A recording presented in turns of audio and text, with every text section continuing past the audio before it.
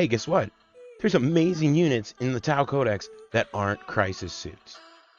Even after 2 nerfs, people kept spamming crisis suits. It took the 3rd nerf for people to finally take the hint.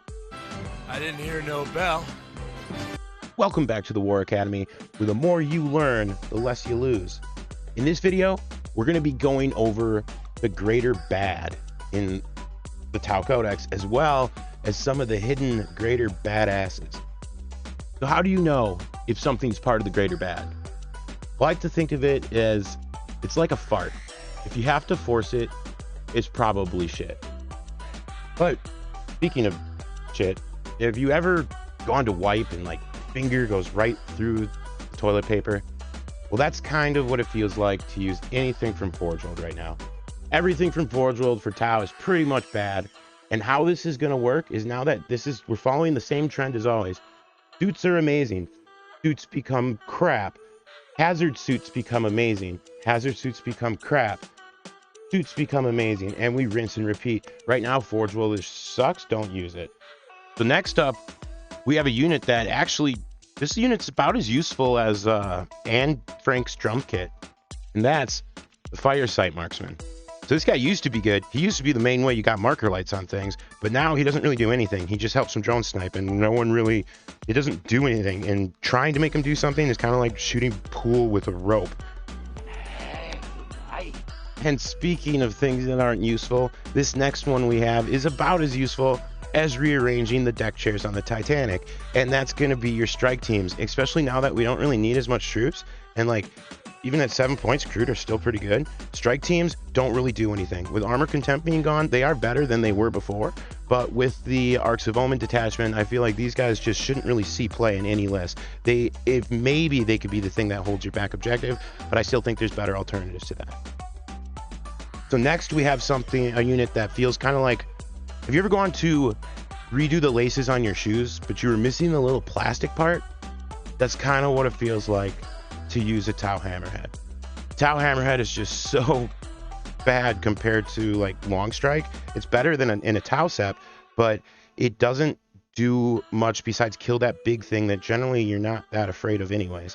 And it honestly doesn't even do it that well with things like transhuman to hit, transhuman in general, and just all the negative buffs. There's too many ways that you're just gonna whiff. For this next unit, the reason you shouldn't use it is because laughter is the best medicine, and these guys are off curing the world, and that's our stealth suits. Stealth suits look good on paper, and I guess, yeah, you could, the cool thing, the drones count as a model in the unit, I believe, so you can do things like R&D with, you know, 4 stealth suits and 2 drones. But in general, there's missions that don't allow you to pre-deploy. When you do pre-deploy, there's so many armies that will punish you for that, and that you'll just give that extra speed to. This was the hardest one to put on the greater bad list, but I just don't see very many lists archetypes that can utilize stealth suits well. But good news, guys, that's it. That's all I could find. That's the worst of our codex. So which sucks because I have way more jokes written for making fun of Tau units that I didn't even get to use because our codex is too damn good. And we're about to go over some of the greater badasses of this book.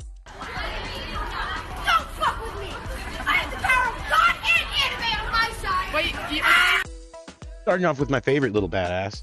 I may just be like inclined this one. My 2 favorite factions are Tyranids and Tau, and I feel like a Vespid just symbolizes that so well. These guys, I use them all the time. I used to use these guys back when they were a melee unit. Do you know that they used to be a melee unit and they didn't really have a good gun? But these guys are great action monkeys. So you'll a lot of times see a Tau player, even in the meta, take a pack of 6 Vespid, and that's for doing things like R&D or just getting behind enemy lines and things like that. They can be taken in a squad of 5, but as a bigger squad, they're not actually bad. There is good ways to buff these guys. My favorite way to buff these guys is with either an Ethereal or I prefer Enva. So the type of Tau list that I've been running and having the most success with doesn't really need the 5-up Feel No Pain because everything is just generally so insignificant and weak and just has a lot of numbers. So I've been using the prayer that gives me +1 to wound with auxiliary units. And if you do that, you get 10 shots at strength 5, AP 3, damage 2 with +1 to wound. So this is wounding Marines on 2s. This is this wrecks Marines. It's a hyper dangerous unit, and it's only a squad of 5 at 60 points that can delete a squad of your Marines. So also these guys are quick. They're very high movement speed with their fly. I'm fast as fuck, boy. So what these guys I generally do is, even if you do something like if you have a secondary that's similar to R&D, you can a lot of times move fast enough to do it again, and you can deep strike somewhere very, very hidden, and then jump out and pounce it. You're the things that your opponent's hiding. I don't think you have any idea how fast I really am. And again, I'm talking about a 60-point unit here. You guys should be putting these in your lists. The next greater badass, I took a lot of testing for me to realize just how good these guys are, and now they're staple in most of my armies, and that's the codex. So I usually use these with a squad of 3, and again, you can combine these with Enva, and that's going to give them +1 to wound on their gun and on their melee. And as long as you have a Crute in your army, you can take a Crute Shaper for 25 points, the same cost as the Codex.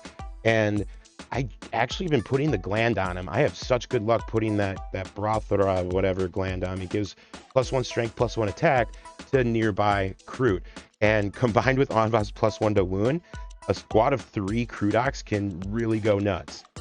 So the main thing is that before they even punch their target, the +1 to wound on the autocannon is pretty sexy. But for melee, you got, if you have a squad of 3 of these guys, it's going to be the 15 attacks.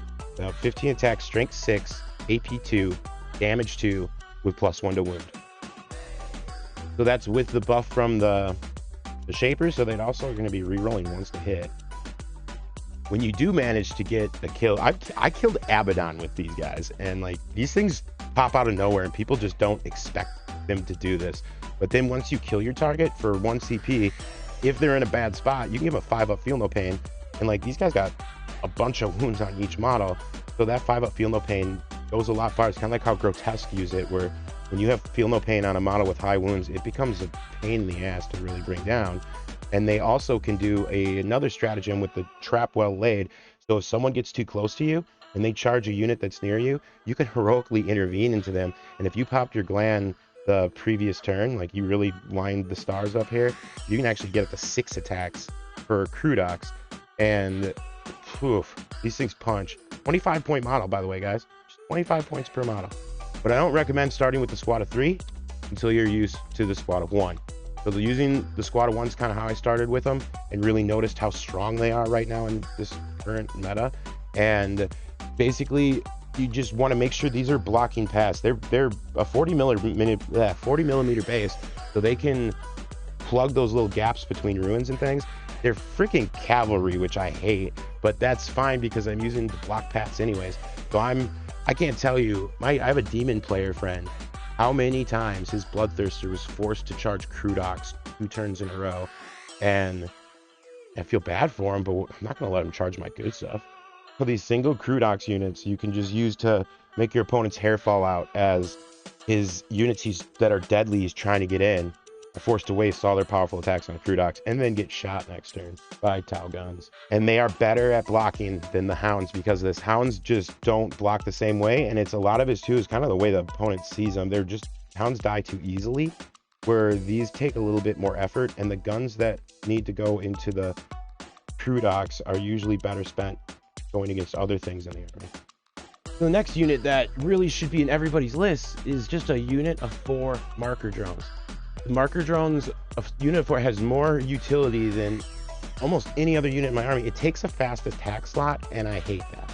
But even in that, it's worth it, because these guys are an amazing army support unit. Not only are they just applying your extra marker lights and flying around and getting marker lights to where you need them, but the fact that they can jump over terrain, they can go to escort something, you can decide if it's worth using savior protocols on it or not, and then back off to something else.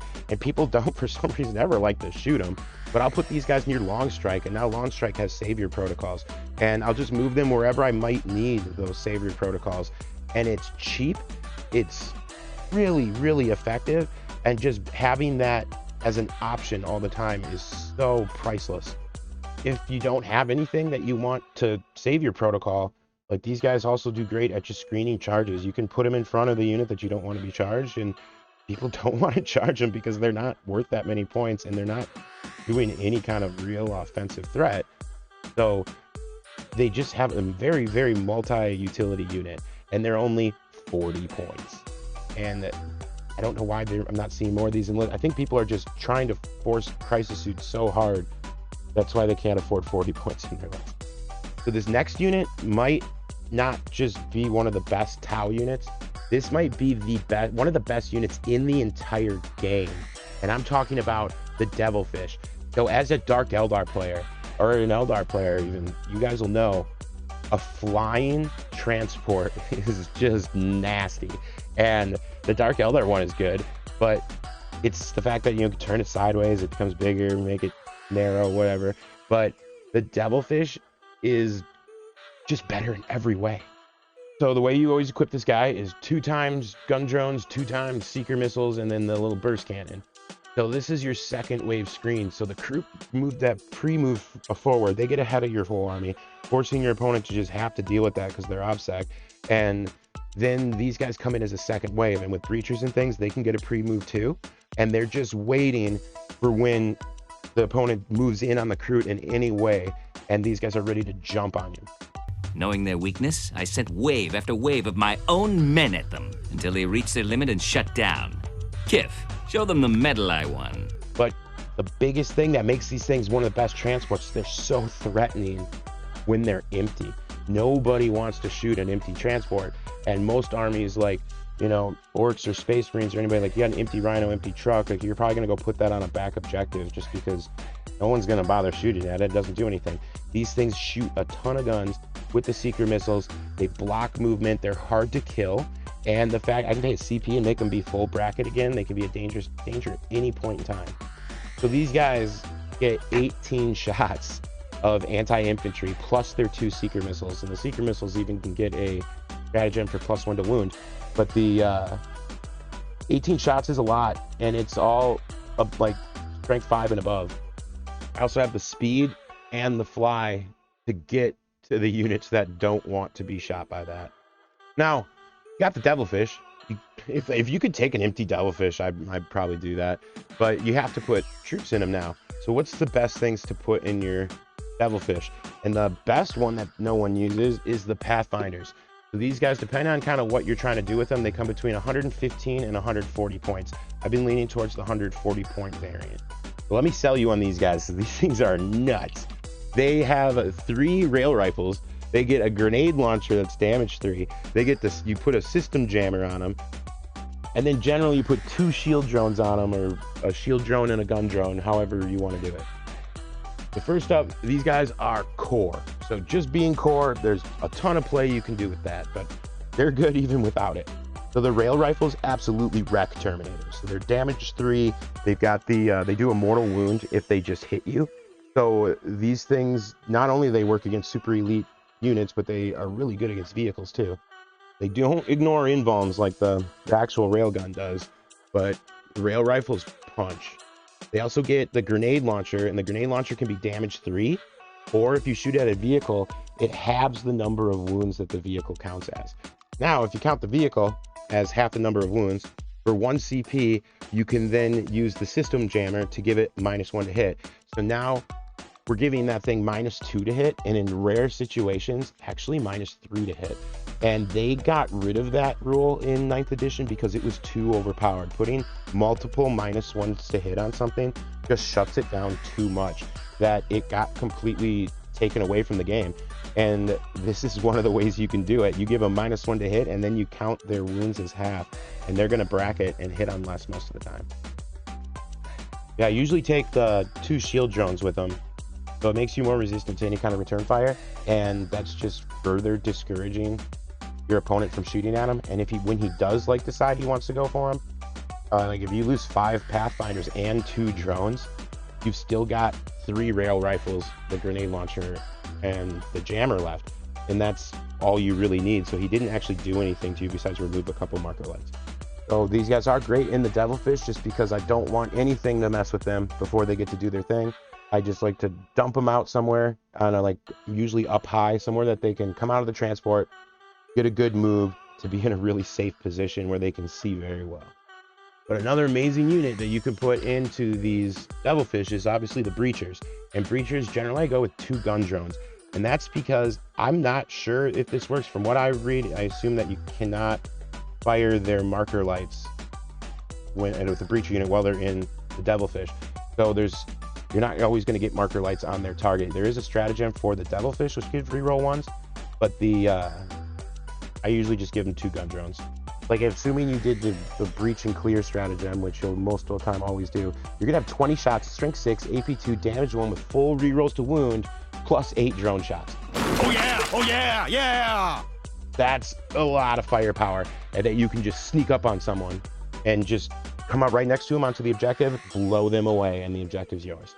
So not only are these guys great at just dealing with your problem really quickly, but that's your next wave after the Kroot. It's that second wave I was talking of, OBSEC push that you have that's gonna just take objectives.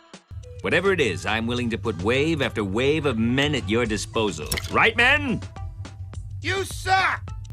So since they came out of a devilfish, usually the devilfish is right there too, with his, it's supposed to say 18 shots, I believe, and you can just clear a hole in an area and claim that objective. There are a lot more units that I wanted to put in the Greater Badasses section. If you guys want another Tau video, go down into the comments and write "for the greater good" and show your love and support for the Tau, but not in like a Kanye West kind of way. In the frozen fish out, feeling like a whore, cause I wasn't being true, even though everyone said that I had to make a switch. Gay fish, now I know that I'm a gay fish. Before we end this video, I do kind of want to talk about the nature of playing Tau. I played Tau since day 1 release. I waited outside the store to get my Tau codex when I was a kid. They're definitely my most played faction, and I feel like there's a lot more that Tau have to offer than what the current meta is saying. So I want to explain how Tau are kind of intended to feel when you play as them and when you play against them. So overall, it is very hard to actually kill a Tau. The way Tau are generally played throughout each edition is you got to get through the Kroot, you have to get through the drones, you have to pop the devilfish before you actually get a kill on a little blue Tau. So you'll build up a huge dead pile of non-Tau things. It can be very demoralizing to your opponent. Another thing people get wrong a lot about Tau is we are not a long-range army. The way to think of Tau itself, as how it functions, it's like a shotgun. So think of a shotgun from Halo. You get up close into people's face and you blow them away. So this is where Tau kind of replicate their ability to melee. They get close to you and they shoot you, but they get to hit you first. So when melee starts to go in, that's generally when they're gonna expose themselves. If you shoot, you get first crack at them is basically what a Tau army will generally do, and that's how you make up for the fact of not having melee. And it's similar to how the shotgun generally beats the Halo sword in multiplayer. The Tau are also very good in a newbie's hands if the army's built right. The army tends to fight in waves, so you're gonna have to go through the Kroot. After the Kroot, you're gonna have to go through the devilfish and all the little troops inside. Then you actually get to the things that you're trying to kill. And this wave upon wave upon wave onto the objective is usually enough to break most new opponents. I don't pretend to understand Brannigan's Law. I merely enforce it. This is part of where the Tau hate comes in, because you and your friends all started playing Warhammer, you pick Tau, you're beating them all, they hate you. Now the downside of Tau that is always going to be their biggest drawback is the fact that they struggle to take objectives. When you shoot someone off an objective, that is not good. So that's just scorched earth. He doesn't get the objective, you don't get the objective. You need to move on to the objective and then shoot them off, which is very, very dangerous, because it doesn't take just a few surviving units can be enough to wipe you out. If the game was way more focused on just killing your opponent, Tau would be a much stronger army. This is where it makes a good Tau player from a bad Tau player, is how well you can take those objectives with an army that primarily shoots. Melee is king right now. Melee takes objectives. They charge you onto the objective, kill you off of it, and claim it themselves. And that's what you always have to remember to be doing with Tau, but with guns instead. The suits are the coolest Tau unit, but they are not supposed to be what you make your army around. But a squad of suits is meant to accent any Tau army. Where even from when Tau's newest codex came out, I was still using one squad of suits because it's just, that's how you're supposed to do it. You dump the buffs into the one squad. You don't want multiple squads running around without any buffs on them. And if you spread the buffs too thin, it causes problems. But having one that you can rely on to put all these different buffs on is good. And that can still be playable even where suits are now. A squad of 3 can even do work. The most important skill to have when playing Tau is to always know where your enemy wants to be, not where they are now. I play a lot of different armies, and I'd say of all the armies I play, probably Dark Eldar and Tau are the two that require predicting your opponent more than any of the other ones. By predicting your enemy's movement, you're going to be able to set up really, really good, like, overlapping fields of fire that he's going to walk into that zone and cease to exist. One of the greatest enemies of Tau is a -1 to hit. That is annoying. The fact that we can just become orcs all of a sudden is not exactly ideal. So these have been my biggest standout, like, MVP winners of my past, 50 plus games with Tau. And I hope this video helped you guys kind of not lose hope that our crisis suits are gone, because it's fine. There's so many ways to play Tau. And in the next Tau video, I'm going to be going over some compare and contrast where we can actually look at what does the meta say is good and what are some alternatives. And you guys will see that they are just as powerful, if not more powerful, than what the current meta of Tau is. But the learning doesn't stop at this video. Hop on over to the War Academy Discord, where you can get help on just about anything 40K. Do it. We have a huge community of people that just are all trying to get better at the game, and it's becoming a great place to ask any question that you'd ever have. Even if you're mid-game, you'll probably get an answer within seconds. But yeah, joining the Discord can only make you a better player. And if you love my videos, you want to see more, you want to get videos early, you want to be entered into raffles, you want a cool colored name on our Discord to show that you're a badass, then stop by my Patreon, where just $5 you get entered into the awesome giveaways that I do each month, and as well as you get to be my friend. Scruffy believes in this company. Take what you've learned and unleash the greater good upon your next opponent. I'll see you in the next video. Bye, have a great time.